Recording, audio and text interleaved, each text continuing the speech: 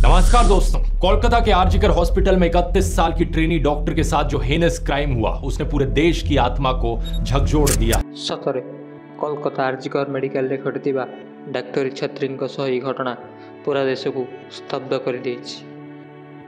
किए जानिथिला 1993 कोलकातार एक छटिया सहर जन्म होइथिबा झीटी 9 अगस्त 2024 सकाळ आउ देखि परिबो नाही। किए भाविथिला मात्र 31 बयस संसार को भल भाव देखि नथिबा जने ट्रेनिंग डॉक्टर जीवन एपरि चलीजिवो। तारीख 8 अगस्त 2024। आसंतु जानिबा से रात्रि समय घटना को एक कहानी माध्यम रे। मो प्रिय सांग रमा ओ मो गोटे क्लास रे पाठ पढ़ू। से ओ मो मिसे पिला बेले बहुत खेलीचु, बहुत भल कार्य मध्य करिचु। आम पिला बेल समय खेल गुड़िक मध्य कबाड़ी खेल, पुची खेल, दौड़ीटिए सह मिसे कैठ खाइबा और आंब चोरी करी आनी बेगरे पुराई खाई तार मजा नवा। सेतेबेଳର खुशी न कहले ना चले। एहीपरि मजाले आमे सहित समयर सह आमे बड़ होइथाउ। खाली मजाले आमे नुहे, आमे पाठ पढ़ा को मध्य अधिक गुरुत्व देथाउ। सबबेले मो सांग रमा ठारू भल नंबर रखी पास करिथाए। एथिपई आमे केबे मध्य ईर्षा किंबा दुख अनुभव करि न थाउ। कारण कुहा जाए ना, जोटी भौणी परि संपर्क थाए सेथिरे कंपटीशन देखे नाही। एथिपई आमे सबबेले खुशी रे थाउ। मो नितिदिन खबर कागज पढ़े। घरे थिबा समय रे टीवी रे किछि खबर मध्य सुनि नै थाए। टीवी रे एही समाजर नरराक्षस मानक कथा ही अधिक देखा जाय थाए। कोउटे झियोटीर एपरि एमिति किछि हेला तो अन्य कोउटे कहार किपरि भाबे निर्यातन और शोषण करागला ଏହା ହିଁ ଦେଖିବାକୁ ଓ ଶୁଣିବାକୁ ମିଳିଥାଏ। ସତରେ ସଂସାର ଯେମିତି ନାରୀମାନଙ୍କୁ ପୂଜା କରେ ସେହିଭଳି ଶୋଷଣ ମଧ୍ୟ କରେ। ପୁରୁଷ ସମାଜଟା ଯେମିତି ନାରୀର ଦେହଟାକୁ ଅଇଁଠା କୁକୁର ଭଳି ତାକୁ ଖାଇ ଛିନଛିନ କରି ପକାଏ। ତାହାର ଦୃଶ୍ୟ ଦେଖି ସବୁବେଳେ ଡର ଲାଗିଥାଏ। ଏଠାରେ ପ୍ରଶ୍ନ ଉଠେ ଯେ କେତେ ଦିନ ଆଉ କେତେ ବର୍ଷ ଧରି ଆମର ଏହି ପୁରୁଷ ସମାଜ ନାରୀମାନଙ୍କ ଉପରେ ଏହିଭଳି ଅତ୍ୟାଚାର କରି ଚାଲୁଥିବ। ଏହା ଭାବି ସବୁବେଳେ ଭୟ ଲାଗି ରହିଥାଏ। ସମାଜରେ କେମିତି ଉଚ୍ଚ ପଦବୀରେ ରହିଲେ ସୁରକ୍ଷିତ ରହିବୁ, ଏହା ଭାବି ଆମେ ଡାକ୍ତରୀ ପାଠ ପଢ଼ୁ। ଡାକ୍ତରକୁ ସମସ୍ତେ ଦ୍ୱିତୀୟ ଭଗବାନ ବୋଲି କହନ୍ତି। ଡାକ୍ତରମାନେ ମାସକୁ ଲକ୍ଷ ଲକ୍ଷ ଟଙ୍କା ରୋଜଗାର କଲେ ମଧ୍ୟ ସମାଜରେ ବଞ୍ଚିଥିବା ପ୍ରତ୍ୟେକ ଶିଶୁର ଜନ୍ମ ମଧ୍ୟ ସେ ହିଁ କରାଇଥାନ୍ତି। ଏଥିସହ 2019-20 ମସିହାର କରୋନା ସମୟ ଡକ୍ଟରମାନଙ୍କ ସାହାଯ୍ୟ ଦେଶବାସୀ କେବେ ବି ଭୁଲି ପାରିବେ ନାହିଁ। ଗୋଟିଏ ଡକ୍ଟର ହେବା ପାଇଁ ପ୍ରଥମେ ନେଟ୍ ଏକ୍ଜାମ୍ ପାସ୍ କରିବାକୁ ପଡ଼େ। ପରେ ଅନେକ ବର୍ଷ ଧରି ପାଠ ଜାରି ରଖି ଉଚ୍ଚ ଡିଗ୍ରୀ ହାସଲ କରି ଆମେ ମେଡ଼ିକାଲରେ ଡକ୍ଟର କାର୍ଯ୍ୟ କରୁଥାଉ। ମେଡ଼ିକାଲରେ ବଡ଼ ବଡ଼ ପ୍ରଫେସରମାନଙ୍କୁ ଛାଡ଼ିଦେଲେ ଅନ୍ୟ ଡାକ୍ତରମାନଙ୍କୁ 24ରୁ 36 ଘଣ୍ଟା ପର୍ଯ୍ୟନ୍ତ ଡ୍ୟୁଟି କରିବାକୁ ପଡ଼େ। ଖାଇବା ତ ଦୂରର କଥା, ଟିକେ ରେଷ୍ଟ ପାଇଁ ପରମିଶନ ନାହିଁ ଆଉ କାହାକୁ ସେଠାରେ ନିୟୋଜିତ କରି କିଛି ସମୟ ମଧ୍ୟରେ କାମ କରିବାକୁ ପଡ଼ିଥାଏ। ସେହିଦିନ ମଧ୍ୟ ଡ୍ୟୁଟି ସରୁ ସରୁ ବହୁତ ଲେଟ୍ ହୋଇଯାଇଥାଏ। ସମୟ ପ୍ରାୟତଃ 11ଟା ବାଜି ସାରିଥାଏ। ଆମେ ସର୍ବଦା ନିଜ ଘର ଲୋକଙ୍କ ସହ ଫୋନରେ କଥା ହେଇଥାଉ।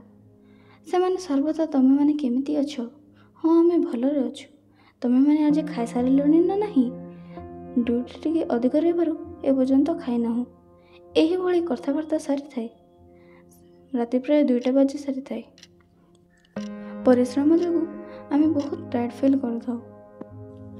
ଡ୍ୟୁଟିରେ ମୁଁ ରମାକୁ ରହିବାକୁ କହି ଟିକେ ରେଷ୍ଟ ନେବା ପାଇଁ ଚାଲିଯାଏ।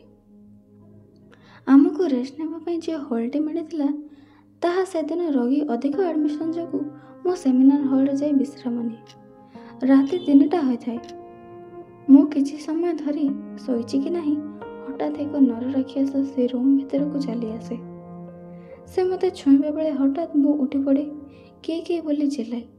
ଏଥିମଧ୍ୟରେ ସେ ପ୍ରଥମେ ମୋର ଚଷମା ଭାଙ୍ଗିଦିଏ, ଯାହାଦ୍ୱାରା ଚଷମାଟି ଆଖି ମଧ୍ୟରେ ପଶିଯାଏ।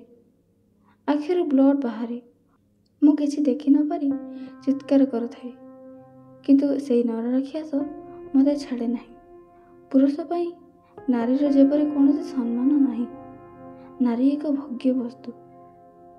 ଦେହ ବ୍ୟତୀତ ଦେବ ଲାଗି ନାରୀ ନିକଟରେ ଯେପରି ଆଉ କିଛି ନାହିଁ। ଏହିପରି ଭାବେ ନରରାକ୍ଷସଟି ଡାକ୍ତରୀ ଛାତ୍ରୀଙ୍କ ସହ ଜୋର ଜବରଦସ୍ତ କରେ। ସତରେ କୋଲକାତା ଆର୍ଜିକର ମେଡ଼ିକାଲରେ ଘଟିଥିବା ଡାକ୍ତରୀ ଛାତ୍ରୀଙ୍କ ସହ ଏହି ଘଟଣା ପୁରା ଦେଶକୁ ସ୍ତବ୍ଧ କରିଦେଇଛି। ଏଠାରେ କହିବା ସମ୍ଭବ ନୁହେଁ ଯେ କି ନରରାକ୍ଷସଟି ନିଶାସକ୍ତ ଅବସ୍ଥାରେ ତଣ୍ଟିକୁ ଚିପି ଧରିବା ଯୋଗୁଁ ତା'ର ପ୍ରାଣବାୟୁ ସେଠାରେ ହିଁ ଚାଲିଯାଇଥାଏ। ଗୋଟିଏ ଝିଅର ଏଭଳି ରୂପ କେବେ କେଉଁ ବାପା ମା ଚାହିଁନଥିବେ। ଜୀବନ ଚାଲିଗଲା ପରେ ମଧ୍ୟ ନରରାକ୍ଷସଟି ସେହି ଅଶ୍ଳୀଳ କାମ ଜାରି ରଖେ। ଦର୍ଶକମାନେ ଏହା ପରର ଘଟଣା ସକାଳ 7ଟା ସମୟରେ ସମସ୍ତଙ୍କୁ ଜଣାପଡ଼େ। ନିଜ ଝିଅର ଶବ ଦେଖିବା ପାଇଁ ପୀଡ଼ିତାଙ୍କ ବାପା ମାଆଙ୍କୁ ଦୀର୍ଘ 3 ଘଣ୍ଟା ଧରି ଅପେକ୍ଷା କରିବାକୁ ପଡ଼େ। ଏଠାରେ ପ୍ରଶ୍ନ ଉଠେ, କାହିଁକି ଏତେ ସମୟ ଧରି ବାପା ମାଆଙ୍କୁ ଝିଅର ଶବ ସହ ମିଶିବାକୁ ଦିଆଗଲାନି? 3 ଘଣ୍ଟା ଧରି ପୋଲିସର କେଉଁ ସବୁ କାମ ଚାଲି ରହିଥିଲା? କ'ଣ ସତରେ ଅଭୟାଙ୍କୁ ନ୍ୟାୟ ମିଳିବ? ଏଥିନିମନ୍ତେ ଆମକୁ କିଛି ଦିଗ ଉପରେ ମଧ୍ୟ ଦୃଷ୍ଟି ଦେବାର ଅଛି। ତାହା ଆସନ୍ତୁ ଜାଣିବା। ପ୍ରଥମେ ଆମ ନିଜର ଚିନ୍ତାଧାରାକୁ ଆମେ ବଦଳାଇବାର ଅଛି। ଯେତେବେଳେ ଆମେ ନିଜ ସାଙ୍ଗମାନଙ୍କ ସହ ରେପ୍ ନାମକ ଟପିକ୍ ଉପରେ କଥାବାର୍ତ୍ତା, ସେତେବେଳେ ଆମେ ଏହାକୁ ଥଟ୍ଟାର ସହ କହି ଭୁଲି ଯାଇଥାଉ, ଯାହାକି ସେହି ଚିନ୍ତାଧାରା ଏକ ବୀଜ ସଦୃଶ ରୂପ ନେଇଥାଏ। ଏହାର ଅନ୍ୟ ଏକ କାରଣ ହେଉଛି ରାଗ। ନିଜ ପରିବାର ମଧ୍ୟରେ ଯଦି ଏହା ଆମେ କାହାକୁ କହୁ, ତା ପ୍ରତି ଉତ୍ତରରେ ସେମାନେ ଆମ ଉପରେ ରାଗିଯାଇ କୁହନ୍ତି, ଏହା ଉପରେ ତୁମର ଏତେ ମୁଣ୍ଡ ଖେଳାଇବା ଦରକାର ନାହିଁ, ଯାଅ ନିଜ ନିଜ କାମ।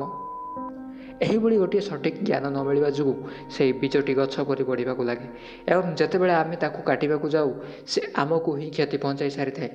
ଏଠାରେ ସେହି ଗଛର ଚେରକୁ ହିଁ ବଢ଼ିବାକୁ ଦେବା ନାହିଁ, ଅର୍ଥାତ୍ ନିଜେ ଉଚିତ ଜ୍ଞାନକୁ ଗ୍ରହଣ କରିବା।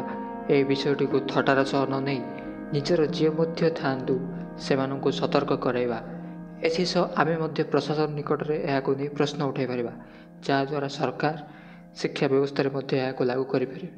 ଏହା ଜଟିଳ ଲାଗୁଥିଲେ ମଧ୍ୟ ଆମକୁ କୌଣସି ମାଧ୍ୟମରେ କରିବାକୁ ହେବ, ନଚେତ୍ ସେହି ଅଜ୍ଞାନତାପୂର୍ଣ୍ଣ ଡର ନାମକ ଗଛଟିର ଚେର ଏପରି ବଢ଼ିଯିବ, ଯାହା ଆଗାମୀ ଦିନରେ ଅଭୟାଙ୍କ ପରି ଅନ୍ୟ କୌଣସି ଏକ ଘଟଣାର ରୂପ ନେଇ ଆମ ଆଖି ଆଗରେ ଛିଡ଼ା ହୋଇଯିବ। ସେଥିପାଇଁ ନିଜେ ସତର୍କ ହୁଅନ୍ତୁ ଏବଂ ଅନ୍ୟକୁ ସତର୍କ କରାନ୍ତୁ। ଏହି ଭିଡ଼ିଓଟିକୁ ସମସ୍ତଙ୍କୁ ସେୟାର କରନ୍ତୁ। ଏହା ମଧ୍ୟ ଗୋଟିଏ ଯୋଗ୍ୟ ପଦକ୍ଷେପ ହେବ, ଯଦ୍ୱାରା ଲୋକମାନେ ସଚେତନ ହୋଇପାରିବେ। ଆମ ସମାଜକୁ ଆଉ ଏକ ଘଟଣା ଘଟିବା ପୂର୍ବରୁ ଆମେ ରୋକିପାରିବା। ଅଭୟାଙ୍କୁ ନ୍ୟାୟ ମିଳୁ। ଜଷ୍ଟିସ୍ ଫର କୋଲକାତା ଡକ୍ଟର। ରହୁଛି। ଜୟ ଜଗନ୍ନାଥ।